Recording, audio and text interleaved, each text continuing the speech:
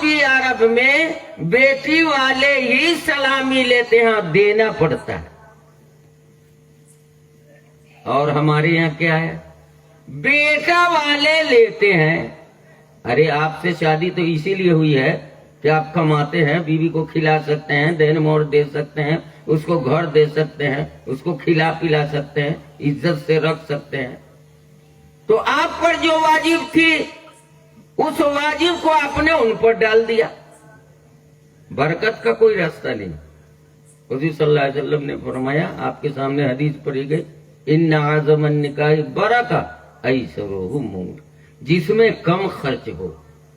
خرچ میں ایک خرچ ہے وہ بھی لڑکے والے پر ہے. لڑکی والے پر کھانا کھلانا نہیں ہے، ناشتہ کھلانا نہیں ہے، شامیانہ لگا دیا آپ کے ٹھہرنے کے لیے، اس کے علاوہ کچھ نہیں. آپ لوگوں کو ابھی تک پتہ نہیں ہے کہ بارات میں کئے آدمی جانا چاہیے. بارات میں صرف دلہا بابو کو لے کے 11 آدمی جائیے. خود ہی جائیے، اپنے رشتہ دار کو بھیجیے، اس سے کوئی بہت نہیں. کئی آدمی؟ 11 آدمی. یہ جو 200 250 اور 500 آپ لوگ بھیجتے ہیں اور جاتے ہیں، آپ کا کھانا حرام، آپ کا کھانا حرام ہو گیا. اور جو آدمی ایک لقمہ کھائے گا حرام کا، 40 دن کی نماز اس کی قبول نہیں ہوگی. حضور صلی اللہ علیہ وسلم نے فرمایا کہ نکاح کو کہاں کرنا ہے؟ مسجد میں کرنا ہے. آپ لوگ میدان میں کرتے ہیں، ہم لوگ میدان میں کرتے ہیں جہاں شامیانہ بھی لگتا ہے. اور کون کون سا گناہ گنایا جائے. اللہ جل شانہ نے فرمایا، میں نے تیرے لیے غذا پیدا کی، میں نے تیرے لیے پانی پیدا کیا، میں نے تیرے لیے کپڑا پیدا کیا، میں نے تیری سہولت کے لیے گھر بنوایا جس میں چین اور سکون سے گرمی میں، سردی میں، بارش میں تم آرام کرتے ہو. وہ جو تم ہمارا اناج کھاتے ہو اور غلہ کھاتے ہو، حضور نے فرمایا اگر ایک دانہ تمہارے منہ کے اندر سے گر جائے دسترخوان پر، اس کو اٹھا کے نہیں کھانا ہے. کیوں؟ نظافت کے خلاف ہے، پاکی کے خلاف ہے، تہذیب کے خلاف ہے. مگر جو چیز آپ کے لقمے سے گر گیا اور دسترخوان پر گرا ہوا ہے تو اس کو آپ کو اٹھا کے کھانا ہے. اگر آپ نے نہیں کھایا تو انتظام کیجئے ایسی جگہوں کا، دسترخوان وہاں پر ڈالا جائے، جھاڑا جائے جہاں پر چڑیا آئے اور یا چونٹی آئے یا بلی آئے یا کتا آئے یا کوئی ایسا جانور آئے اور ان دانوں کو چگ کر کے کھا جائے. تب تو آپ بچ سکتے. اور اگر آپ نے اس دانے کو جہاں تہاں پھینک دیا، آپ لوگ بات مانیے گا کہ نہیں مانیے گا،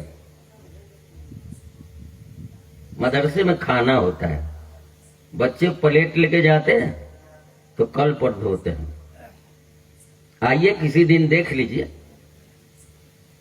باورچی ہے، چاول کو، سبزی کو دھوتا ہے اور جیسے چاہتا ہے جو گر گیا تو چھوڑ دیا، اور چاول جو دھو کر کے پسایا ہاتھ پر وہ بھی ویسے ہی پڑا رہتا ہے. آپ لوگ بڑی عقل مندی کیا ہے کہ سورج کو ہمارے آنکھ کے سامنے ہی رکھ دیا، کوئی کا منہ لوکتا نہیں، منہ جو ہے لوکتا ہی نہیں ہے، دکھائی نہیں دیتا. جب تک منہ دکھائی نہیں دے گا ہمارے پیٹ اور کلیجے سے بات نہیں نکلے گی. منہ آپ کا دیکھ کر کے تب نا ہم بمکیں گے.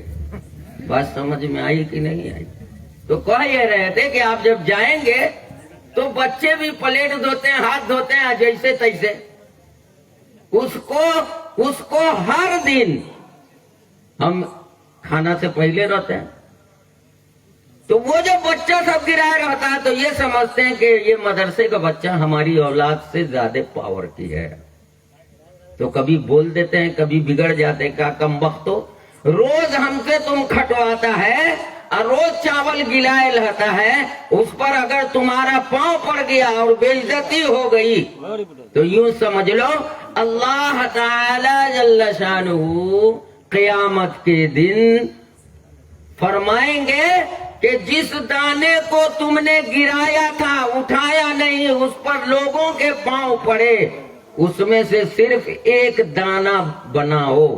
اگر تم نے بنا لیا اور تم کسی قیمت پر نہیں بنا سکتے تو یاد رکھنا کہ اس ایک دانہ کو بنانے تک اگر تم نہیں بنا پاؤ گے اور یقیناً نہیں بنا پاؤ گے تو یاد رکھ لو اس وقت تک تم کو جہنم میں جلائیں گے. ایک چیز کی ناقدری کرنے سے اتنا بڑا عذاب ہوتا ہے. آدمی کوئی اگر چاہے کہ ہم ایک گیہوں کا دانہ بنا لے, چاول کا دانہ بنا لے, مسور کا دانہ بنا لے تو وہ بنا سکتا ہے. امریکہ کا وہ دھوکے باز چاول نہیں ہے جو پلاسٹک کا بنا ہوا, اب پھٹ پھٹ کر کے بیچ رہے ہیں لوگ. بات سمجھ میں آ رہی کہ نہیں ہماری؟ آپ لوگ جانتے ہیں کہ نہیں جانتے ہیں؟ ہم سے آپ کو زیادہ جاننا چاہیے, اسی لیے کہ ہم ہمیشہ کھونی میں رہتے ہیں, ہم ہمیشہ گھر ہی رہتے ہیں. ہم کو زیادہ چیزوں سے مناسبت نہیں, بہت زیادہ تو کتاب پڑھتے ہیں. بات سمجھ میں آ رہی ہے؟ آپ کسی بارات خانے میں جائیے, آپ کسی بارات خانے میں جائیے اور وہاں پر جانے کے بعد دیکھیے آپ کو توفیق نہیں ہوتا ہے ایک سموسہ خرید کے ذرا من سے کھاؤں, اور بارات خانے میں جو جی میں آیا کھایا اور جو جی میں آیا نیچے ڈال دیا ٹھونگے کے ساتھ, اور لوگ بوٹ سوٹ چڑھائے رہتے ہیں, آمد و رفت ہوتی ہے, آنا جانا ہوتا ہے, اور پورے اس دانے کے حصے کو اپنے جوتوں سے کچلتے ہیں. کون بھاؤ پڑے گا؟ ایک دانہ کے بنانے تک تو آپ کو جیل میں رہنا ہے, دوزخ میں رہنا ہے, اور آپ تو زندگی بھر ایک دانہ بنا نہیں سکتے. اس لیے آپ لوگوں کو اور ہم لوگوں کو اس بات پر توجہ دینا چاہیے کہ یہ ناقدری کس کی ہو رہی ہے؟ اللہ کے بنائے ہوئے دانے کی, جو ہماری قوت کے لیے, ہمارے پیٹ بھرنے کے لیے, ہماری صحت کے لیے اللہ جل شانہ نے بنایا ہے. بات سمجھ میں آ رہی ہے کہ نہیں آ رہی؟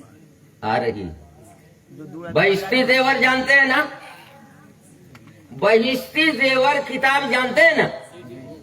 مردوں کے لیے بخاری شریف آخری کتاب, اور ہمارے بچیوں کے لیے آخری بخاری شریف بہشتی زیور.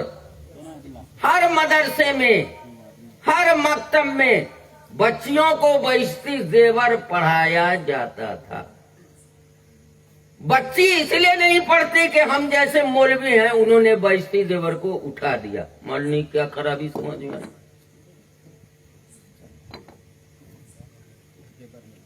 نہیں تو بہشتی زیور پڑھنے کے بعد اچھی خاصی صلاحیت بچیوں کے اندر پیدا ہو جاتی تھی. کون ایسی چیز گھریلو ہے جو اس میں نہیں ہے, اور کون ایسے مسائل ہیں جو اس میں نہیں ہے, عورتوں ہی کے لیے لکھی گئی. اس کتاب کے لکھنے والے کا نام حضرت مولانا اشرف علی تھانوی رحمت اللہ علیہ. اشرف علی یاد رہے گا نا, تھانہ بھون کے رہنے والے تھے, اس لیے تھانوی کہلاتے ہیں. اتنے بڑے بزرگ اور ایسا پیر کبھی دیکھا ہی نہیں گیا اس موجودہ زمانے میں. علماء حضرات طالب علم بنے رہتے تھے, بڑے بڑے لوگ, ہمارے اکابر دارالعلوم دیوبند اتنے بڑے تھے وہ. انہوں نے فرمایا کہ ہم ایک سفر کر رہے تھے ٹرین میں. ٹرین میں جو سفر کر رہے تھے تو ایک جینٹل مین صاحب تھے, شارٹ پینٹ پہننے والوں میں